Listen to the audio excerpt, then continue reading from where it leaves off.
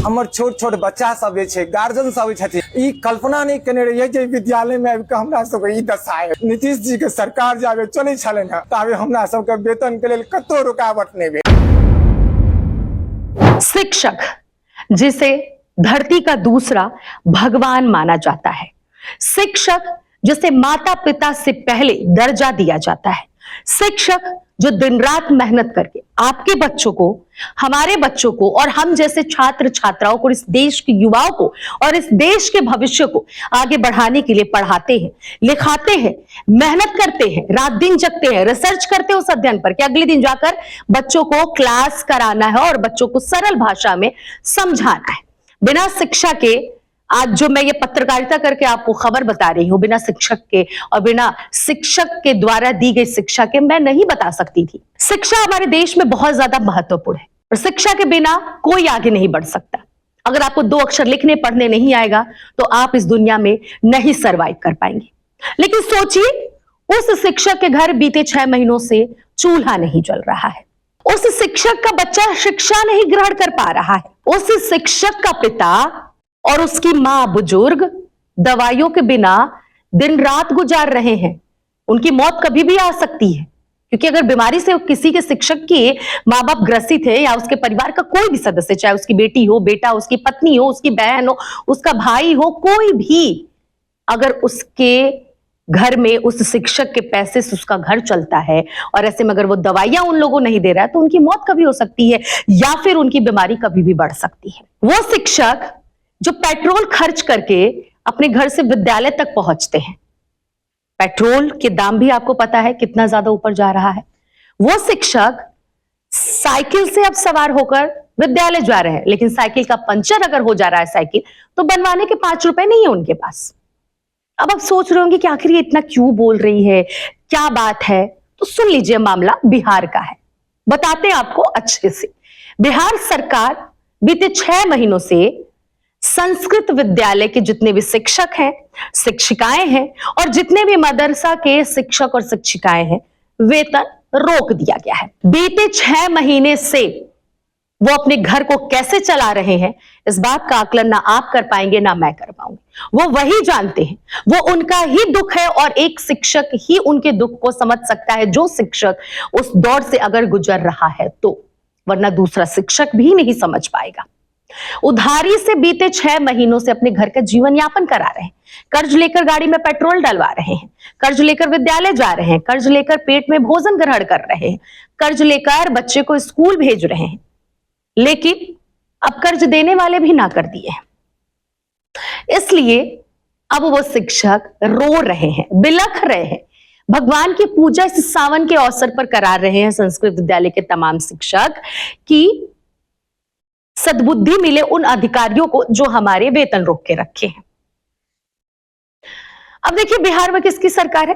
NDA की सरकार है, बीजेपी की सरकार है, सम्राट चौधरी बीजेपी के हैं, वो मुख्यमंत्री हैं। नीतीश कुमार को आज याद किया जा रहा है कि नीतीश कुमार ने हमारे लिए क्या किया और सम्राट चौधरी हमारे लिए क्या कर रहे हैं। बीजेपी की सरकार को कहा जाता है कि वो हिंदुत्व को लेकर चलती है, हिंदुत्व को आगे बढ़ाती है, लेकिन यहां तो बीजेपी की सरकार संस्कृत विद्यालय के शिक्षकों के ही शिक्षा जो ग्रहण कराते हैं उनके ही वेतन रोक दिए। चलो हम मदरसे को एक पल के लिए साइड में हटा दे रहे हैं कि भाई मदरसा है, मदरसा में मुसलमान के बच्चे पढ़ते हैं, मुस्लिम वहां पे होते हैं, वहां पे हिंदू नहीं होते हैं, तो ठीक है।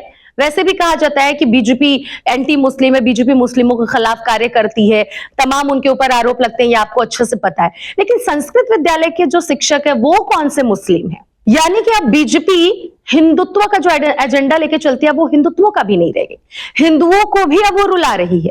पहले तो मुसलमानों को रुला ही रही थी, ऐसे उनके ऊपर ब्लेम लग रहे थे, लेकिन अब ये जो तस्वीरें आ रही हैं, जो बयान सामने आ रहे हैं, जो खबरें सामने आ रही हैं, तमाम हर एक साइड, कौन सा ऐसा साइड है, चाहे वो दैनिक जागरण हो, दैनिक भास्कर हो, प्रभात खबर हो, न्यूज 18 हो, एबीपी हो, हर एक न्यूज चैनल्स वालों ने अपनी साइट में इस खबर को लिखा है, हर एक चैनल ने इसको दिखाया भी है। सिर्फ मैं नहीं कह रही हूँ ये, कि पिछले 6 महीने से मदरसा और संस्कृत विद्यालय के शिक्षकों के वेतन रोक दिए गए हैं। और अपने आप में ये सवाल अब खड़े कर रहे हैं कि हिंदुत्ववादी का एजेंडा लेकर चलने वाली सरकार अब हिंदू टीचरों को ही रुला रही है और परेशान कर रही है।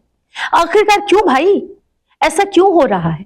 आपको बता दे, सबसे पहले बताने से पहले आपको कुछ बयान सुनाना चाहती है। शिक्षक का दर्द सुनिए, किस तरीके से कह रहा है कि पेट्रोल डलवाने के लिए पैसे नहीं है, बच्चों को स्कूल भेजने के लिए पैसे नहीं है, साइकिल से अगर सवार करके आएंगे तो साइकिल का पंचर बनवाने के लिए भी पैसे नहीं है। सुनिए इस शिक्षक का दर्द। जे हमर जतेक भी संस्कृत परिवार छै, सजीव और निर्जीव दुनू भूखल छै। गाड़ी पर चलै छियै, पेट्रोल के खर्चा होइ छै, बच्चा के स्कूल छोड़ै छियै तो ओहो भूखल छै, गाड़ी में पेट्रोल नहीं दै छियै, साइकिल ठीक करेलहुँ हँ ओहो पंचर भऽ जाइए। अन्न के हम सब जे छै से मरि रहल छी, हम शब्द में बयान नहीं कऽ पाएब। तो सुना आपने इस शिक्षक का दर्द, वो कैसे कह रहा है कि मेरे पास क्या क्या समस्या है, किस तरीके से उसके आंख में आंसू आ रहे हैं और किस तरीके से हवन पूजन किया जा रहा है, किस तरीके से शिक्षक कह रहे हैं कि अधिकारियों को भगवान सद्बुद्धि दे कि हमारे वेतन जो रोके हुए हैं वो हमें दे, हम ही जानते हैं कि हम किस तरीके से अपना जीवन यापन कर रहे हैं।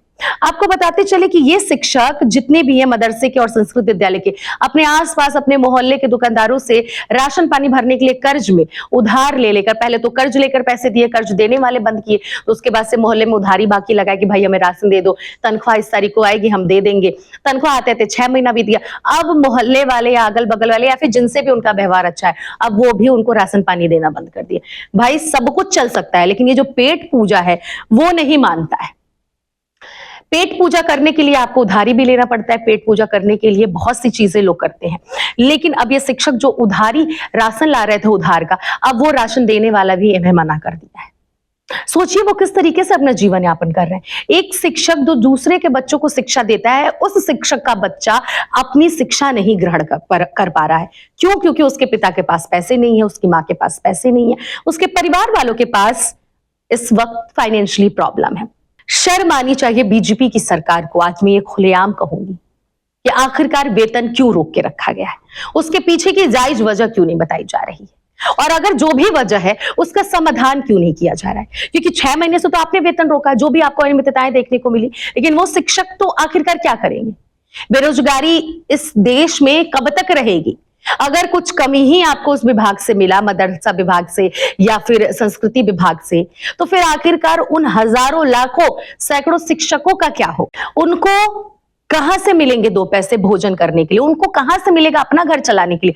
वो भी तो इस देश के हिस्सा है। तो अब ये सवाल बीजेपी की सरकार पर खड़ा हो रहा है कि आखिरकार इन शिक्षकों का भला कब और कैसे होगा, कब तक ये सहते रहेंगे? अभी भी कोई उम्मीद नहीं दिख रही। हर रोज वो सुबह सो के उठते इस उम्मीद में शायद अब सैलरी आ जाए, शायद अब तनख्वाह आ जाए। अरे वो शिक्षक है, उन्हें भगवान का रूप माना जाता है। और मैं इस वीडियो में यही कहूंगी कि अगर सरकार के कोई भी अधिकारी या सरकार की तरफ से कोई भी मेरे इस खबर को देख रहा है, तो उन शिक्षकों को जरूर उनका वेतन दिया जाए, जो जायज है वो जरूर दिया जाए। फिलहाल आप इस खबर में जो भी राय रखते हैं जरूर हमें कमेंट बॉक्स में बताइएगा।